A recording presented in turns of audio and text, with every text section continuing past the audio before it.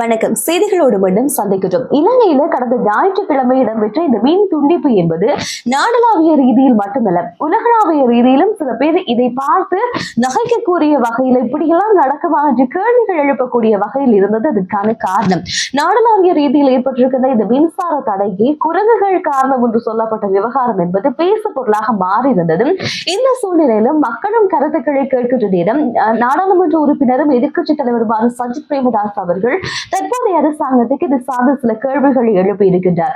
இந்த விடுதலை புலிகள் இருந்த காலப்பகுதியில் கூட நாடு இப்படியான ஒரு மின் துண்டிப்பை சந்திக்கவில்லை என்பதாகவும், அதே நேரம் நாட்டில் ஏற்பட்டிருக்கின்ற ஒரு மிகப்பெரிய மின் தடைக்கு குரங்குகள் தான் காரணம் என்று மின்சார சபை சொல்லக்கூடிய விடயங்கள் என்பது ஏற்றுக்கொள்ளக்கூடிய வகையில் தான் இருக்கிறதா என்பது போல கேள்வி எழுப்புகிறார். ஒரு குரங்காலம் நாடு முழுவதும் மின்சாரம் தடைப்படுமா என்பது கண்டிப்பான ஒரு கேள்விதான். இந்த கேள்விகள் எல்லாம் ஆரம்பித்ததுக்கு பிற்பாடு இதற்கு காரணம் என்பது முன்னாள் அரசாங்கங்கள் செய்திருக்கின்ற நடவடிக்கைகள் தான் தற்போது காரணம் என்பதாக முன்னர் இருந்திருக்கின்ற அரசாங்கங்கள் மீது குற்றம் சுமத்துகின்றார்கள்.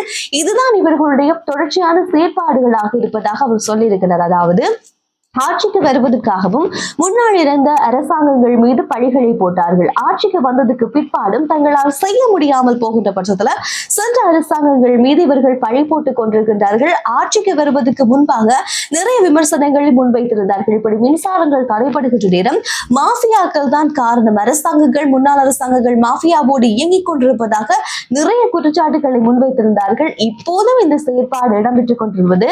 அதே நேரம் நுரைச்சோலை மின் உற்பத்தி நிலையத்தில் ஏற்பட்டிருக்கின்ற அந்த இயந்திர கோளாறு தான் இதற்கு காரணம் என்பதாகவும், மின்சக்தியை சார்ந்திருக்கின்ற விஷயங்கள் இலங்கையில இந்த மின்சக்தி என்பது நீர் மின் சக்தியாகவும், அதே நேரம் சூரியனை பயன்படுத்தி மின்சாரம் எடுக்கப்படுகிறது. இது ஒரு பெரிய அளவில் மேற்கொள்ளப்படுகின்ற சூழ்நிலையில சாதாரண எரிபொருட்களை பயன்படுத்தி செய்கின்ற மின் உற்பத்திகள் சார்ந்திருக்கிற விடயங்கள் மிக அடிபட்டு போகிறது. எனவே இந்த அரசாங்கமும் இந்த முன்னாள் இவர்கள் குறிப்பிட்டது போல மாஃபியாக்களோடு இணைந்து செயல்படுகிறார்களா, இல்லாவிட்டால் இந்த அரசாங்கத்தினால் மாஃபியாக்களை கட்டுப்படுத்த முடியாமல் போயிருக்கிறதா என்பது போல பல கேள்விகளை தற்போதைய அரசாங்கத்துக்கு எதிராக சஜித் பிரேமதாஸ் அவர்கள் கேட்க ஆரம்பித்திருக்கின்றார். சொல்வது இலகுவான ஒரு விஷயம், விமர்சிப்பது இலகுவான ஒரு விடயம், ஆனால் அதை செயற்படுத்துவது கடினமான ஒரு விடயம் என்பதாக சொன்ன அவர் அதே நேரத்திலும் தேசிய மக்கள் சக்தியுடைய ஆட்சி பெற்றிருக்கின்ற சில விஷயங்களையும் குறிப்பிட்டார். அதுல முன்னாள் மஹிந்த ராஜபக்சே இருந்த கால பகுதியில் அவர் வேண்டாம் என்று சொல்லி மக்கள் மைத்திரியை கொண்டு வந்தார்கள். மைத்திரியுடைய ஆட்சியை பார்த்துவிட்டு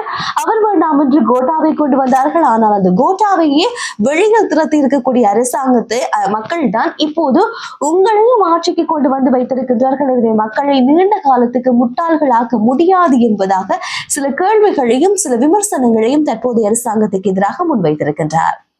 கடந்த காலங்களில் இலங்கையில் ஏற்பட்ட இந்த போராட்டத்தின் மூலமாக சில நாடாளுமன்ற உறுப்பினர்களுடைய சொத்துக்கள் என்பது அழைக்கப்பட்டிருந்தது. இந்த சம்பவத்துல இழப்பீடு வழங்கப்பட்டிருக்கிறது. அந்த இழப்பீட்டு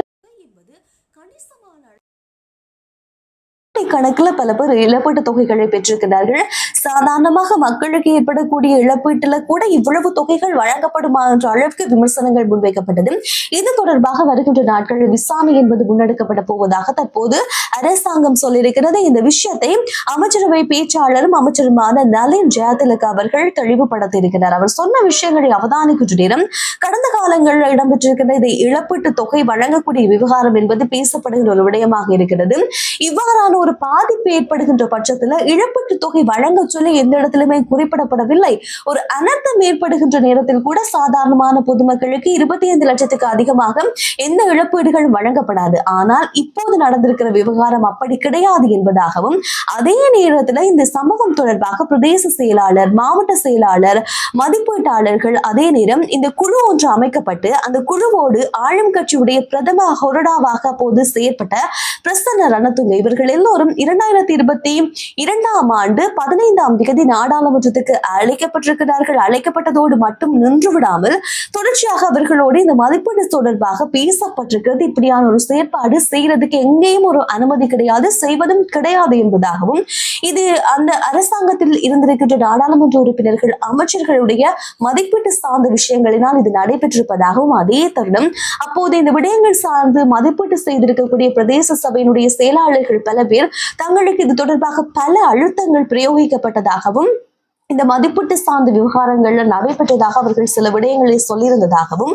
மதிப்பீட்டு தொகை என்பது அதன் காரணமாகத்தான் 5 லட்சத்துல இருந்து 90 லட்சத்தை தாண்டி இருப்பதாகவும் அவர்கள் சொல்லியிருக்கிறார்கள். எனவே எவ்வாறு இருந்தாலும் இது தொடர்பான விசாரணைகள் என்பது முன்னெடுக்கப்படும் என்று விவகாரம் பேசப்பட்டிருக்கிறது.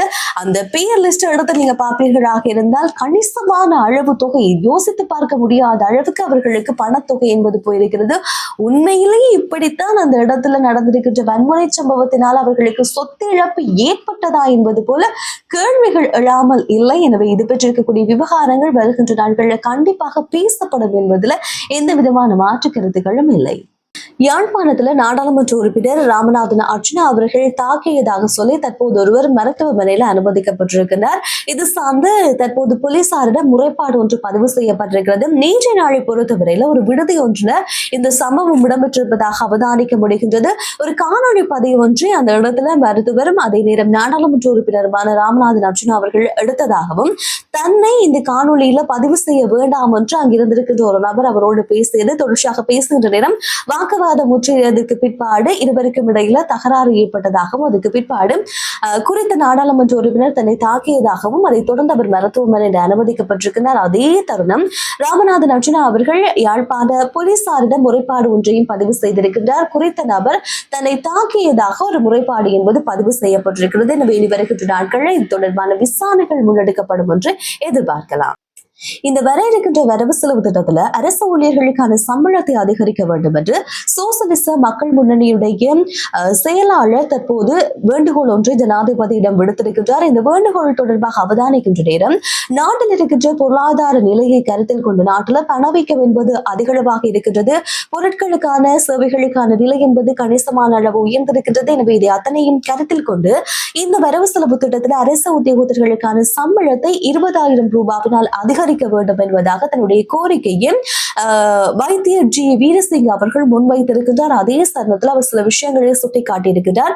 நாட்டில் ஏற்பட்டிருக்கிற இந்த பொருளாதார நிலையை சுட்டிக்காட்டி தேசிய மக்கள் சக்தி அரசு தொழிற்சங்கங்களோடு இணைந்து ஒரு காலத்தில் போராடினார்கள். அவர்களுக்கு சம்பள அதிகரிப்பு செய்ய வேண்டும் என்று கருத்துக்களை முன்வைத்திருக்கிறார்கள். இப்போது தேசிய மக்கள் சக்தியுடைய அதே தொழிற்சங்க ஊழியர்கள் நிறைய பேர் பதவிகளில் இருக்கின்றார்கள். எனவே அந்த பதவிக்கு மதிப்பு கொடுத்து அவர்கள் கோரியதுக்கு இணங்க தற்போது இருக்கின்ற அரசு உத்தியோகத்தர்களுக்கான சம்பளத்தை அதிகரிக்க வேண்டும், 25,000 ரூபாவினால் அதிகரிக்க வேண்டும் என்று அவர்கள் சொல்லியிருக்கிறார்கள். ஆக குறைந்தது 20,000 ரூபாவாக அது கண்டிப்பாக அதிகரிக்க வேண்டும் என்பதாகவும் அவர் தன்னுடைய கோரிக்கையை முன்வைத்திருக்கிறார். அதே நேரம் தனியார் துறை சார்ந்திருக்கின்ற ஊழியர்களுடைய அடிப்படை சம்பளத்தை 50,000 ரூபாய்க்கு அதிகமாக கொண்டு வர வேண்டும் என்பதாகவும் தன்னுடைய வேண்டுகோளை ஒரு பக்கமாக அவர் முன்வைத்திருக்கிறார். அதே நேரம் அரசு ஊழியர்களுக்கான இந்த கொடுப்பனவு, அவர்களுக்கான சம்பள முரண்பாடுகள் அரசு துறையுடன் இணைத்துக் கொள்ளுகின்ற தருணத்தில் ஏற்படுகின்ற இந்த பதவி உயர்வு சார்ந்திருக்கின்ற விவகாரங்கள், இது அத்தனை விடயங்கள் பற்றியும் ஜனாதிபதியோடு ஆலோசனை செய்திருப்பதாகவும் அவர் சொல்லியிருக்கின்றார்.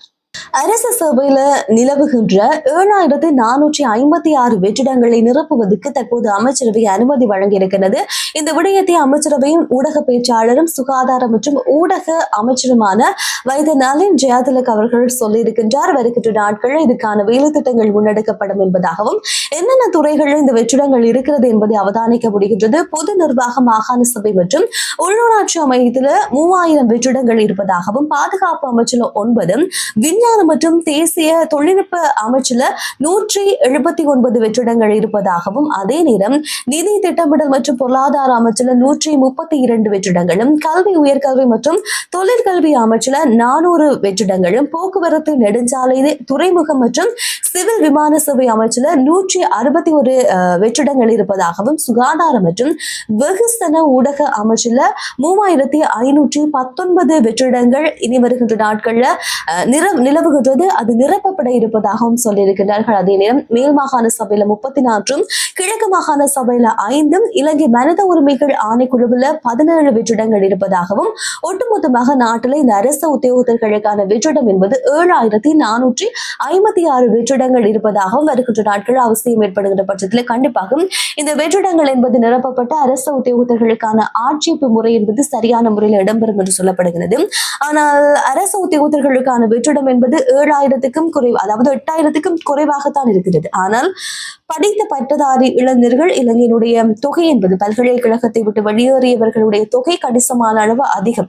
இப்போது தங்களுக்கு அதிகமாக ஒரு 30,000க்குமான வேலைகளாவது வேண்டும் என்று பட்டதாரி இளைஞர்கள் ஆங்காங்கே போராட்டங்களை எல்லாம் முன்னெடுத்துக் கொண்டே இருக்கின்றார்கள். எனவே இந்த சூழ்நிலையிலும் இவ்வளவு பேருக்கு மட்டும்தான் வெற்றிடங்கள் அரசு சேவையில இருக்கு அப்படின்னு சொல்கிற பட்சத்துல மிகுதியானவர்களுக்கு தொழில் வாய்ப்புகளை உருவாக்கி கொடுக்க வேண்டிய தேவை அரசாங்கத்துக்கு இருக்கின்றது. ஏனென்றால் இலங்கையில படித்த பட்டதாரிகளுடைய எண்ணிக்கை அதிகம், அரசு உத்தியோகத்தர்களுடைய எண்ணிக்கை தேவையான எண்ணிக்கை என்பது குறைவாக இருந்தாலும் மிகுதியானவர்களுக்கு தொழில் வாய்ப்புகளை ஏற்படுத்தி கொடுக்க வேண்டிய பொறுப்பு என்பதும் ஒவ்வொரு அரசாங்கத்துக்கும் இருக்கின்றது. எனவே இந்த விவகாரங்கள்ல மிகுதியாக இருக்கின்ற படித்தவர்களுக்கான வேலை வாய்ப்புகளை எவ்வாறு இந்த அரசாங்கம் உருவாக்கி கொடுக்க போகின்றது என்ற எதிர்பார்ப்பு கண்டிப்பாக இருக்கிறது. இது பற்றி உங்களுடைய கருத்துக்கள் இருக்குமாக இருந்தால் மறக்காம கமெண்ட்ல சொல்லுங்க. நாளைய நாள் செய்திகளோடு சந்திக்கலாம். நன்றி, வணக்கம்.